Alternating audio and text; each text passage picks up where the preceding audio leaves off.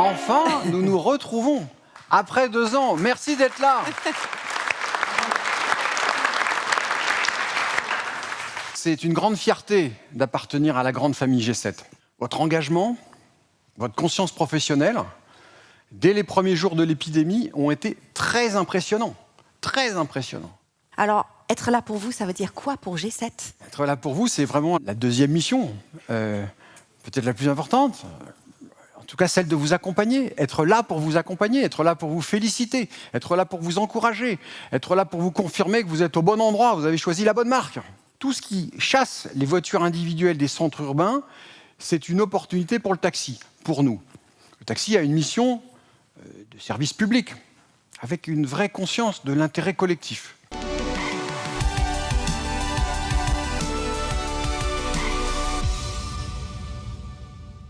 Vous avez en fait collectivement joué un rôle, vous chauffeurs et vous G7 bien sûr, parce que vous avez été là pour les chauffeurs. C'est vrai, Louise.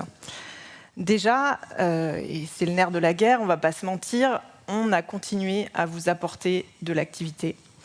On a signé des nouveaux abonnements, noué des partenariats avec des hôpitaux publics, des cliniques privées, des EHPAD, mais aussi des groupes médias. Et G7 a également mis en place un dispositif d'accompagnement financier dédié pour les chauffeurs, n'est-ce pas ?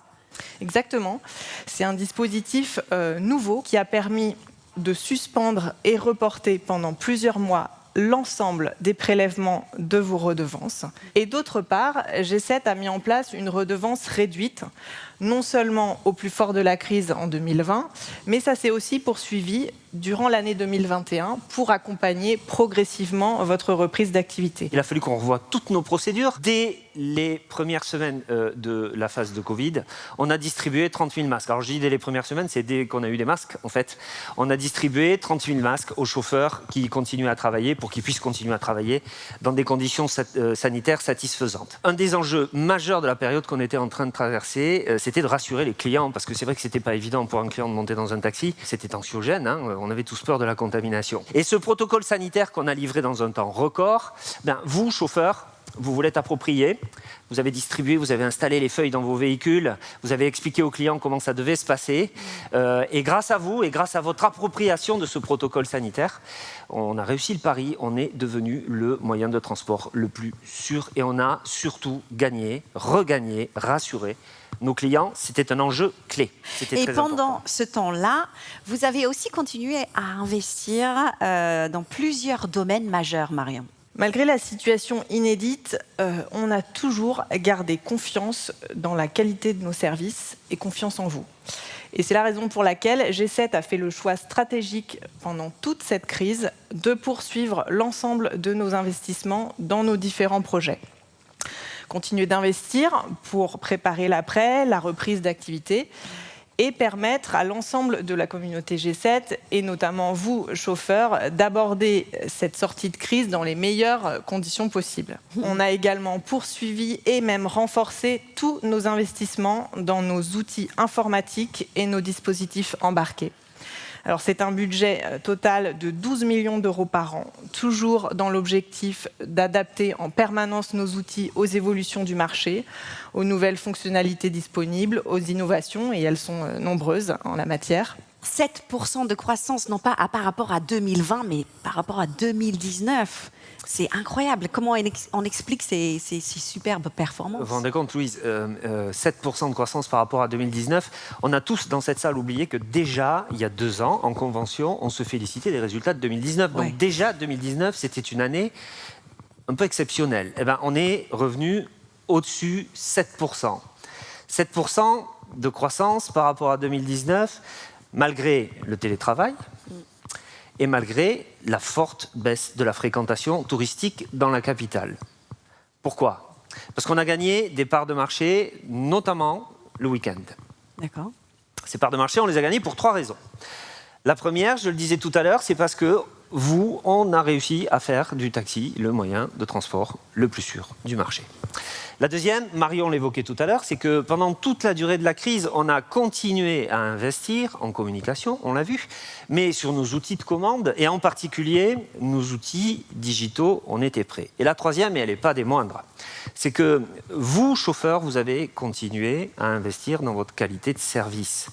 Quand l'activité a repris, vous étiez là, vous étiez prêts. Alors vous la connaissez très bien, cette courbe, on la passe tous les 2 ans. C'est la courbe d'évaluation moyenne des chauffeurs. Vous voyez, tout au bout à droite, là, on est au plus haut. Pour être précis, extrêmement précis, on est à 4,81 sur 5. Ça ne fait que s'améliorer. Vous continuez à faire le job, si je peux me permettre de le dire ainsi. Alors là, s'il y a bien un sujet sur lequel je dois vous dire merci et bravo, c'est celui-là. Vous pouvez vous applaudir. Ouais, super. Bravo à vous. C'est impressionnant.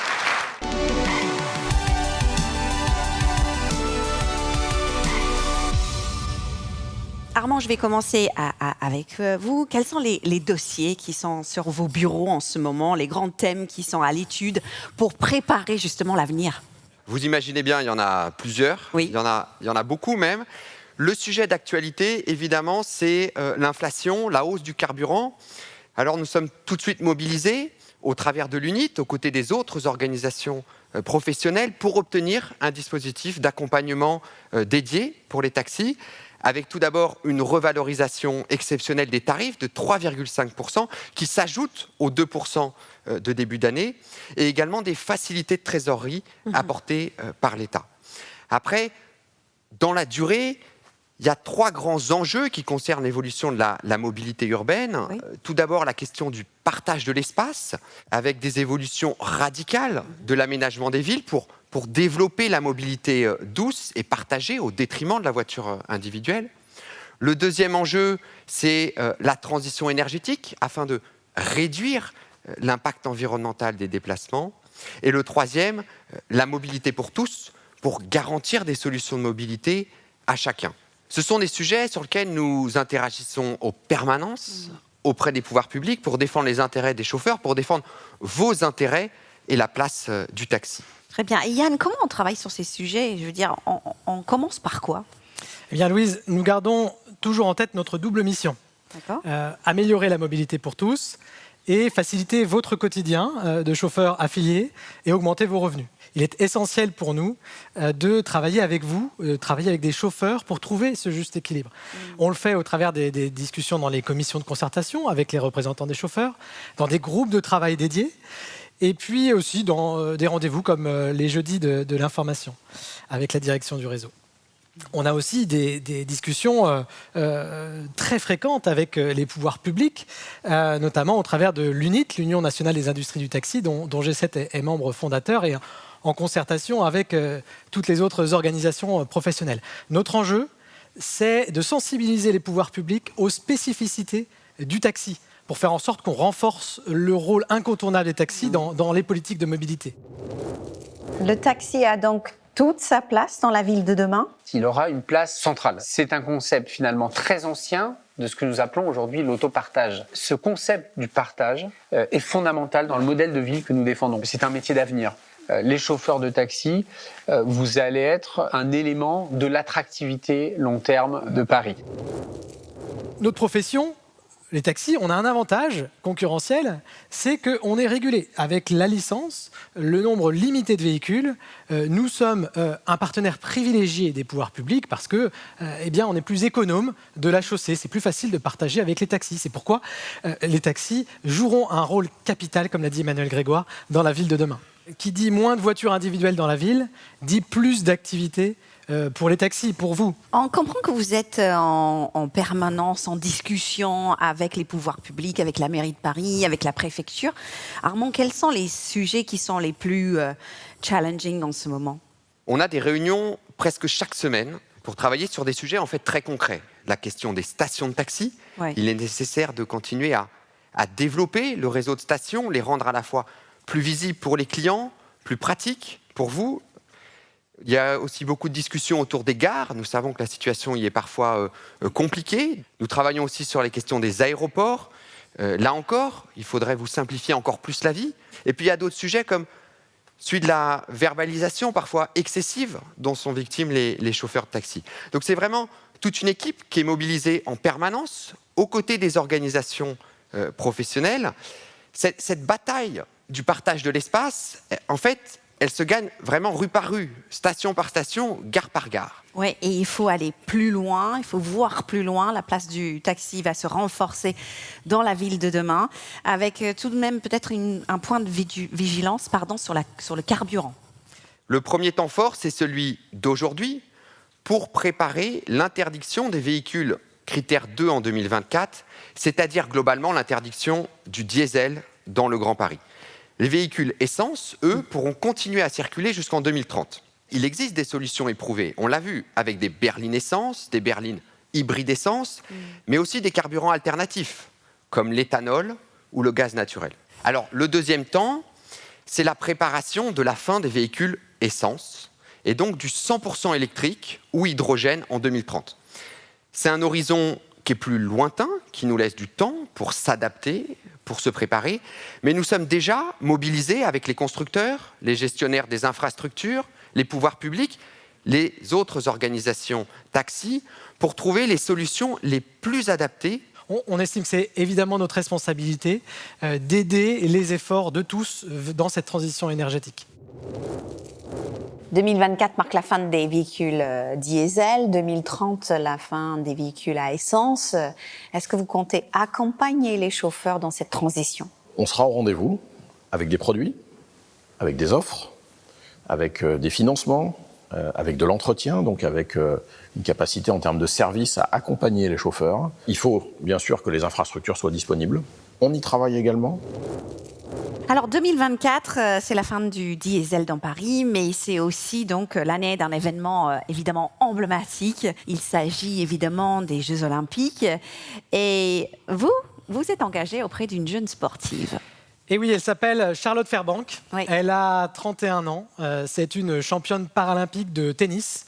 Elle est 34e joueuse mondiale. Nous lui avons proposé de devenir ambassadrice G7 Access, ce qu'elle a accepté et nous en sommes très fiers. Alors, G7 Access, c'est un service emblématique de l'engagement de toute la communauté G7 pour la mobilité pour tous. Vous le savez, l'enjeu, c'est de ne laisser personne sur le bord de la route et a fortiori les personnes en situation de handicap. En tant qu'ambassadrice pour G7, j'ai vraiment envie de faire bouger les choses. Enfin, j'ai vraiment envie qu'un maximum de chauffeurs s'engagent auprès de cette formation. Il y a 180 chauffeurs qui proposent ces services aujourd'hui. On en veut plus, non? On en veut beaucoup plus. Le but, vraiment, ce serait dans les 2-3 prochaines années, vraiment à maximiser ce nombre. Allez, engagez-vous. Hein. C'est ça le message, je crois. Engagez-vous! Vraiment, notre force, c'est de proposer des services sur mesure. La communauté G7, avec sa diversité de chauffeurs, avec sa diversité de véhicules, apporte des réponses à chaque situation.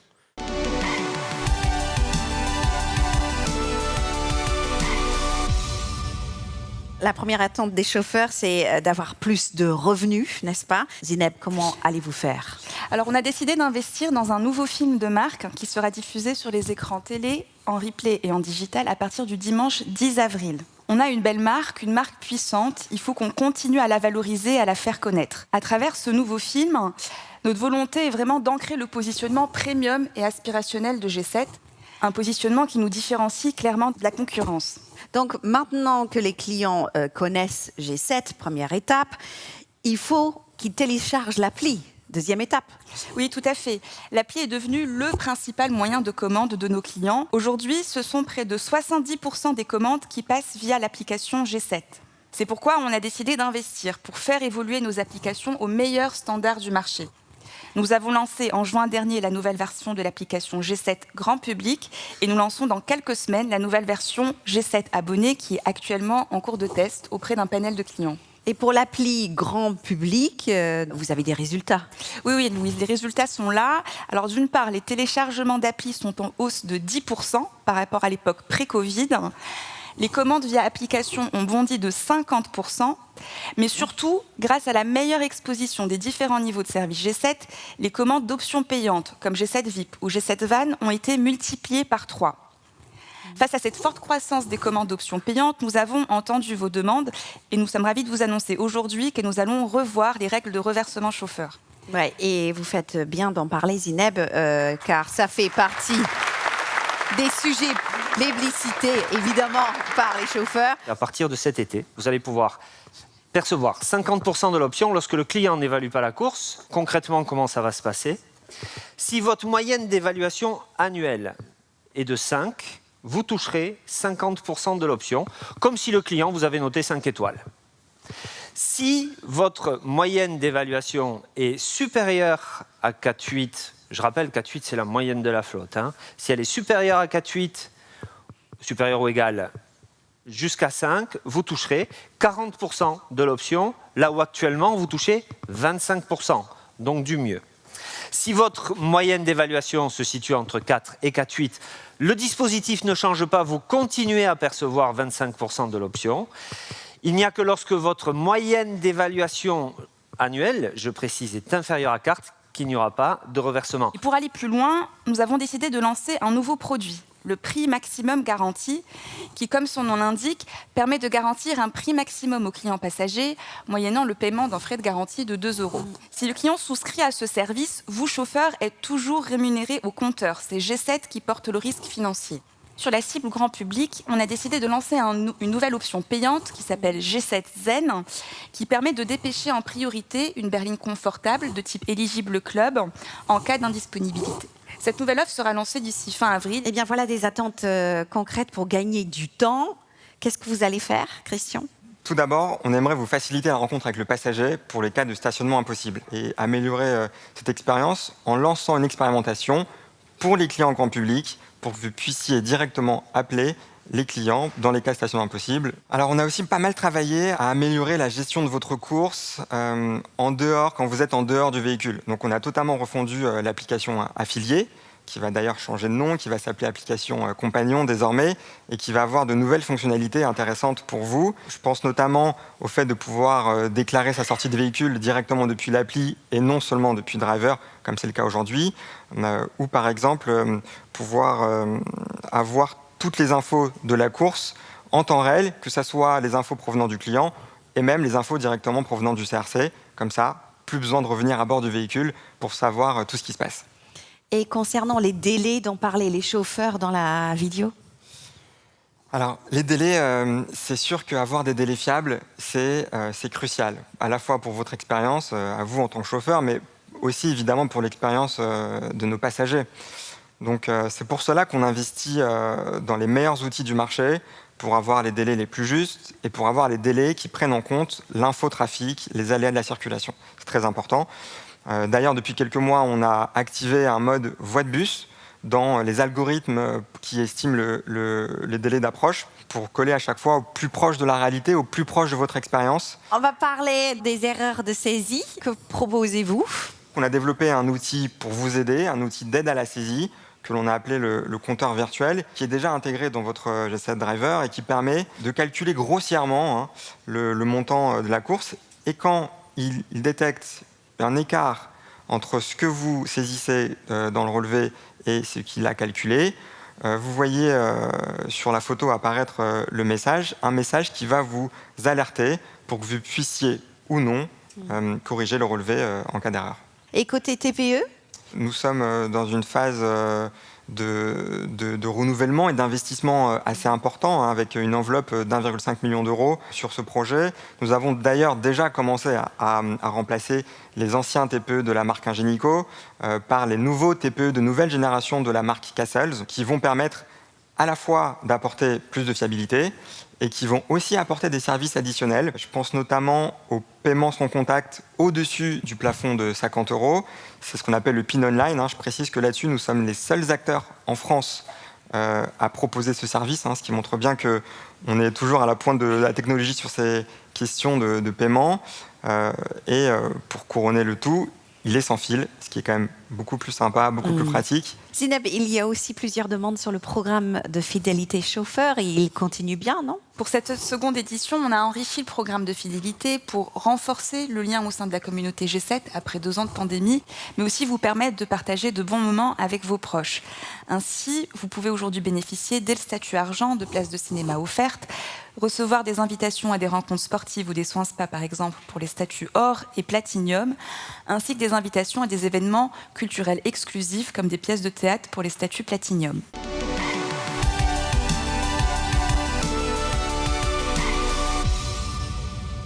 Grâce au travail unitaire de la profession, on a réussi à avoir une deuxième hausse de tarifs de 3,5%. Comme évidemment vous êtes très fort, la première chose que m'a demandé un de vos collègues la semaine dernière, Monsieur Rousselet, est-ce qu'il y aura une deuxième augmentation de la redevance? La réponse est non. Voilà.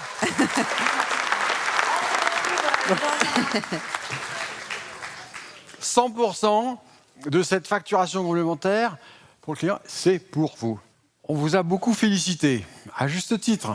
On voit que la communauté G7 a passé son temps à s'adapter, à se mobiliser, à être toujours à l'écoute de ses clients. Le message principal, c'est qu'il faut continuer. Nos adversaires, ils vont passer leur temps à essayer de nous piquer nos clients, à essayer de nous diviser. Donc il faut continuer nos efforts de qualité de service. Il ne faut jamais lâcher.